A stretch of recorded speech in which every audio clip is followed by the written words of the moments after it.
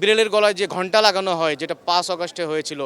আপনারা জানেন গত 30 ডিসেম্বর সাবেক 3বারের সফল প্রধানমন্ত্রী বেগম খালেদা জিয়া মৃত্যুবরণ করেছে। আমি গতকাল এখানে এত বেশি রাশ ছিল, আমি ঢুকতে পারি না, এত আবেগ আপ্লুত হয়েছি। বগুড়াতে সবাই আবেগ আপ্লুত, সারা দেশের মানুষ, 64 জেলার মানুষ, প্রায় 19 কোটি মানুষ আবেগ আপ্লুত। তো আমি আলহামদুলিল্লাহ সকালে কবর জিয়ারত করেছি এবং বাংলাদেশে 1971 সালের পরে বাংলাদেশে যে কোনো রাষ্ট্রনায়কের এতভাবে শ্রদ্ধা জানানো হয় নাই। এবং আমি সে সঙ্গে বলতে চাই 44 বছরের রাজনীতিক তার যে সময়টা ছিল সেইখানে উনি যতগুলো ত্যাগ স্বীকার করেছেন এবং তার জন্য আমরা সবাই দোয়া করব, দেশবাসী দোয়া করবে, আমাদের বগুড়াতেও তার জন্য দোয়া হচ্ছে।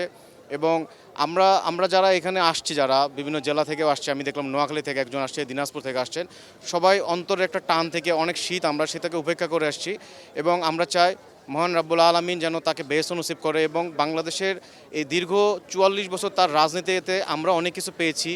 আপনারা হিসেব করে দেখেন, লাস্ট 17 বছর সরকার প্রধানও ছিল না উনি, তারপরে তাকে যেভাবে রাষ্ট্রীয়ভাবে সম্মানিত করা হয়েছে, এজন্য আমি বর্তমান উপদেষ্টাকে মণ্ডলীকে ধন্যবাদ জানাতে চাই এবং 52 টিভিকে আমি ধন্যবাদ জানাতে চাই।